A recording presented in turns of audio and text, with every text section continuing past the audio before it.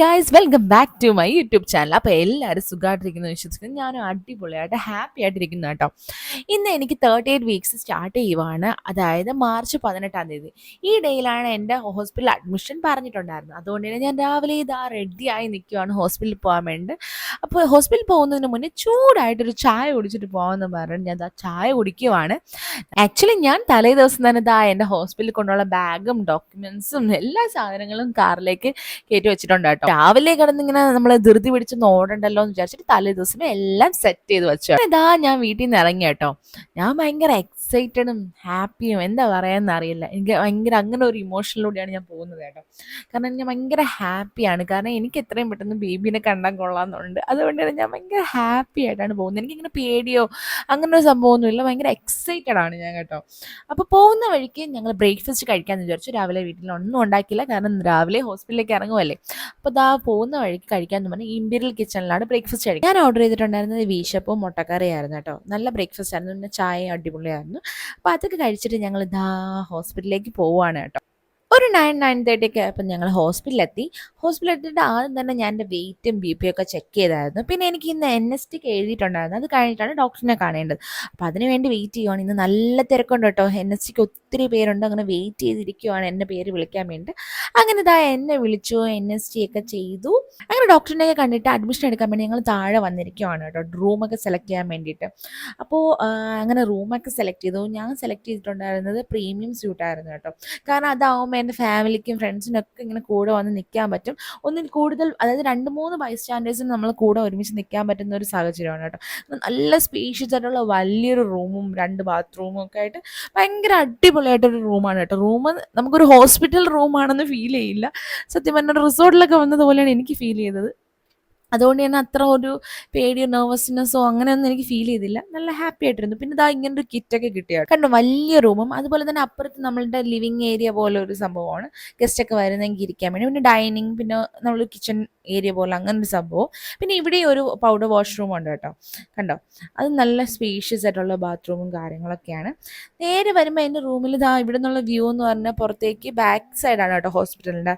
ഒരു കാടും മലയൊക്കെയാണ്. അപ്പോൾ അതൊക്കെ കണ്ട് നമുക്ക് റിലാക്സ് ചെയ്തിരിക്കാം. പിന്നെ ഇതാ ബൈ സ്റ്റാൻഡിനുള്ള ബെഡ് ഉണ്ട്. പിന്നെ നമുക്ക് 2-3 ബൈ സ്റ്റാൻഡേഴ്സ് നിൽക്കാം. പിന്നെ സോഫയും കാര്യങ്ങളൊക്കെ ഉള്ളതുകൊണ്ട് അങ്ങനെയൊക്കെ അഡ്ജസ്റ്റ് ചെയ്ത് നിൽക്കാം കേട്ടോ. അങ്ങനെ റൂമിലേക്ക് വന്നപ്പോൾ ദാ സിസ്റ്റർ വന്ന് ഈ ടാഗൊക്കെ കെട്ടി തന്നിട്ടുണ്ടായിരുന്നു. ഇതിനിടയ്ക്ക് ഡോക്ടറിനെ കാണാൻ പോയിട്ട് വന്ന കാര്യം പറയാൻ വിട്ടുപോയി. അപ്പോൾ നമുക്ക് അവിടെ തന്നെ PV ചെയ്തായിരുന്നു. അപ്പോൾ 2 to 3 സെൻറ്റിമീറ്റർ ഓൾറെഡി ഡയലേറ്റഡ് ആയിട്ടുണ്ടെന്ന് ഡോക്ടർ പറഞ്ഞു. പിന്നെ അതുപോലെ തന്നെ ഈ നോർമൽ ഡെലിവറിക്ക് നല്ല ഫേവറബിൾ പൊസിഷനിലാണ് എന്നൊക്കെ പറഞ്ഞിട്ടുണ്ടായിരുന്നു. അപ്പോൾ അതൊക്കെ കേട്ട് ഹാപ്പി ആയിട്ടാണ് ഞാൻ റൂമിലേക്ക് വന്നത്.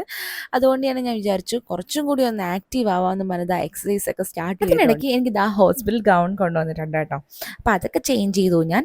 എന്നിട്ട് ഞാൻ എക്സസൈസ് ഒക്കെ സ്റ്റാർട്ട് ചെയ്തു. ഇത് അങ്ങോട്ടും ഇങ്ങോട്ടും നടക്കുന്നുണ്ട്. എന്തായാലും ഫേവറബിൾ പൊസിഷൻ ആണെന്നൊക്കെ പറഞ്ഞിട്ടുണ്ട്. അപ്പോൾ വിചാരിച്ചു കുറച്ചും കൂടി ഈസി ആക്കാമെന്ന് വിചാരിച്ച് ഞാൻ എന്താ നടക്കുവാണ്. എനിക്കങ്ങനെ വലിയ ടയർഡ്നെസ് ഒന്നും ഫീൽ ചെയ്യുന്നുണ്ടായിരുന്നില്ല. ഞാൻ ഭയങ്കര എക്സൈറ്റഡ് ആയിരുന്നു കേട്ടോ, എങ്ങനെയായിരിക്കും ഈ ഒരു സംഭവം എന്നൊക്കെ പറഞ്ഞിട്ട്. അങ്ങനെ ഞാൻ എന്താ അങ്ങോട്ടും ഇങ്ങോട്ടും നടക്കുന്നുണ്ട്. അതുപോലെ സ്കോട്ടിങ്, ബട്ടർഫ്ലൈ പൊസിഷൻ, അങ്ങനെയുള്ള വർക്കൗട്ട്സ് ഒക്കെ എനിക്ക് നേരത്തെ ഇവിടെ നിന്ന് തന്നെ പറഞ്ഞു തന്നിട്ടുണ്ടായിരുന്നു. അതാണ് ഞാൻ എൻ്റെ ഒരു ലാസ്റ്റ് ട്രൈമസ്റ്ററിൽ ചെയ്തുകൊണ്ടിരുന്നത്. അങ്ങനെ ദാ ലഞ്ച് ടൈം ആയിട്ടുണ്ട്. മീൽസാണ് ഓർഡർ ചെയ്തിട്ടുണ്ടായിരുന്നത് കേട്ടോ. കൂട്ടത്തിൽ ദാ ഒരു ഫിഷ് ഫ്രൈയും പറഞ്ഞിട്ടുണ്ടായിരുന്നു. നല്ലൊരു ഊണായിരുന്നു, നല്ല ടേസ്റ്റി ആയിരുന്നു. പൊതുവിൽ ഹോസ്പിറ്റലിലെ ഫുഡെല്ലാം ഷോകമാണ്, പക്ഷേ ഇവിടുത്തത് നല്ല ടേസ്റ്റുള്ള ഫുഡാണ് കേട്ടോ. അപ്പോൾ ഫുഡൊക്കെ കഴിഞ്ഞിട്ട് ഞാൻ ജസ്റ്റ് വീണ്ടും അങ്ങോട്ടും ഇങ്ങോട്ടൊക്കെ നടക്കുന്നുണ്ട്. സത്യം പറഞ്ഞു കഴിഞ്ഞാൽ ഞാനിപ്പോൾ ഈ വീഡിയോ എഡിറ്റ് ചെയ്യുമ്പോൾ എൻ്റെ മോൾക്ക് 3.5 മാസമായി. അപ്പോൾ സത്യം പറഞ്ഞാൽ എൻ്റെ ഈ ഒരു ജേർണിയിൽ എൻ്റെ നോർമൽ ഡെലിവറി ഭയങ്കരമായിട്ട് ഹെൽപ്പ് ചെയ്ത കുറച്ച് ഫാക്ടേഴ്സിലൊന്നാണ് ഈ എക്സസൈസ് കേട്ടോ. ഇതെനിക്കൊരു 7th മന്ത് തൊട്ട് തന്നെ ഇവർ ഇന്ന എക്സസൈസ് ഒക്കെ ചെയ്യണം എന്നൊക്കെ പറഞ്ഞിട്ടുണ്ടായിരുന്നു. അതുപോലെ രാവിലെ നടക്കാൻ പോകണം എന്നൊക്കെ പറഞ്ഞിട്ടുള്ളത് കൊണ്ട് തന്നെ ഞാനത് ഭയങ്കരമായിട്ട് ഫോക്കസ് ചെയ്തിട്ടുണ്ടായിരുന്നു. രാവിലെ നടക്കാൻ പോവുക, അതുപോലെ വർക്കൗട്ട്സ് ഒക്കെ ചെയ്യുക. അതുകൊണ്ട് തന്നെ എനിക്ക് ഭയങ്കര സ്മൂത്ത് ആയിരുന്നു എന്ന് വേണമെങ്കിൽ പറയാം എൻ്റെ ഈ ഒരു ജേർണി എന്ന് പറയുന്നത്. അങ്ങനെ കുറച്ച് എക്സസൈസ് ഒക്കെ ചെയ്ത് കഴിഞ്ഞു. അപ്പോൾ ഞാൻ പറയുന്നത്, എനിക്ക് ഈ മാക്സി ഭയങ്കര ഡിസ്കംഫർട്ടബിൾ ആയിട്ട് തോന്നുന്നു. കാരണം ഞാൻ ഇതുവരെ അങ്ങനത്തെ ഡ്രസ്സൊന്നും ഇട്ടിട്ടില്ല. അപ്പോൾ അതാണ് പറഞ്ഞുകൊണ്ടിരിക്കുന്നത്. അത് കഴിഞ്ഞിട്ട് ഞാൻ കുറച്ച് നേരം ഒരു 3-3:30 ആയ സമയത്ത് കുറച്ച് നേരം കിടന്ന് ഉറങ്ങി.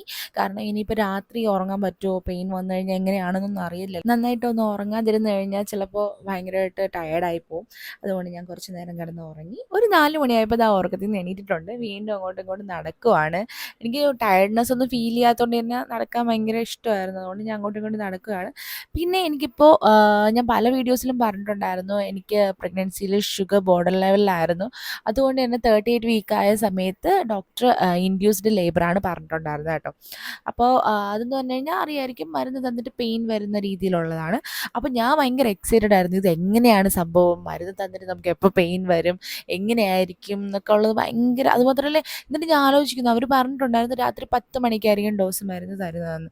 അതുകൊണ്ട് തന്നെ എനിക്ക് ഭയങ്കര ടെൻഷനായിരുന്നു. എന്നാൽ പിന്നെ ഇനി പിറ്റേ ദിവസം എത്ര നേരം പെയിൻ നിൽക്കും? ഭയങ്കര കൺഫ്യൂഷനായിരുന്നു കേട്ടോ എനിക്ക് ഫുൾ. ഇതെല്ലാം ഒരു ഫസ്റ്റ് ടൈം എക്സ്പീരിയൻസ് ആയിരുന്നതുകൊണ്ട് ഇപ്പോൾ ആലോചിക്കുമ്പോൾ ഭയങ്കര ഫണ്ണി ആയിട്ട് തോന്നുന്നുണ്ട്. പക്ഷെ അപ്പോൾ അങ്ങനെ 9 മണിയായപ്പോൾ എൻ്റെ BP ചെക്ക് ചെയ്യാനും അതുപോലെ തന്നെ എനിക്ക് NST എടുക്കാൻ അതായത് ബേബിയുടെ ഹാർട്ട് ബീറ്റ്സിൻ്റെ ഇത് നോക്കാൻ വേണ്ടിയിട്ടൊക്കെ വന്നിട്ടുണ്ടായിരുന്നു. അങ്ങനെ അതൊക്കെ ചെക്ക് ചെയ്തു. ഇനി 10 മണിക്കാണ് ഒരു മരുന്ന് തരാൻ വേണ്ടി നമ്മൾ ലേബർ റൂമിലല്ല അവരുടെ ഒബ്സർവേഷൻ വാർഡിൽ കൊണ്ടുപോകുമെന്ന് പറഞ്ഞിട്ടുണ്ടായിരുന്നു കേട്ടോ.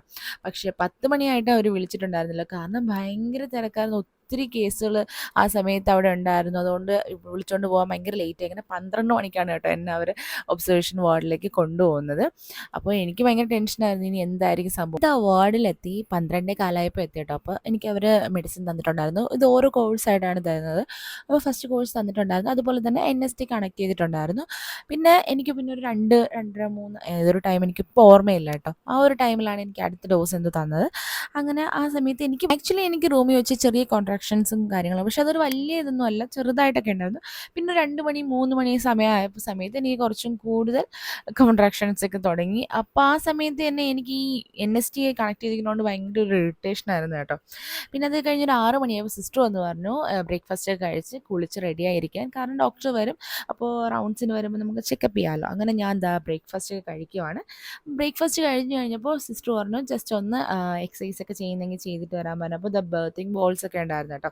അപ്പോൾ അതൊക്കെ വന്ന് ഞാൻ ചെയ്തു. അതിനുശേഷം ഡോക്ടർ വന്ന് നോക്കി PV ചെയ്തു. നന്നായിട്ട് ഡയലറ്റ് ആയിട്ടുണ്ടെന്ന് പറഞ്ഞിട്ട് എൻ്റെ വാട്ടർ ബ്രേക്ക് ചെയ്തു കേട്ടോ. വാട്ടർ ബ്രേക്ക് ചെയ്ത് കുറച്ച് നേരം കഴിഞ്ഞപ്പോഴേക്കും നല്ല കോൺട്രാക്ഷൻസും കാര്യങ്ങളൊക്കെ വന്നു തുടങ്ങി. അപ്പം ഞാൻ നേരത്തെ പറഞ്ഞിട്ടുണ്ടായിരുന്നു അവിടെ എനിക്ക് ബർത്തിങ് സ്യൂട്ട് വേണമെന്ന്. കാരണം എൻ്റെ കൂടെ എൻ്റെ അമ്മയും ഹസ്ബൻഡും ഫാമിലി എൻ്റെ കൂടെ വേണമെന്ന് എനിക്കുണ്ടായിരുന്നു. ആ ഒരു ടൈമിൽ അമ്മയും ഹസ്ബൻഡും വേണമെന്നുള്ളത് കൊണ്ട് തന്നെ ബർത്തിങ് സ്യൂട്ട് എടുത്തിട്ടുണ്ടായിരുന്നു കേട്ടോ. അങ്ങനെ എന്നെ നല്ല പെയിൻ വന്ന സമയത്ത് ബർത്തിങ് സ്യൂട്ടിലോട്ട് കൊണ്ടുപോവുകയാണ്. എന്നിട്ട് എപ്പിഡ്യൂറലൊക്കെ വേണമെന്ന് ചോദിച്ചിട്ടുണ്ടായിരുന്നു. പക്ഷേ എനിക്ക് അതിനുള്ള താല്പര്യം ഇല്ലായിരുന്നു. കാരണം എപ്പിഡ്യൂറൽ എടുത്താൽ 4 മണിക്കൂറോളം ഡിലേ ആവുമെന്ന് ഞാൻ കേട്ടിട്ടുണ്ടായിരുന്നു കേട്ടോ.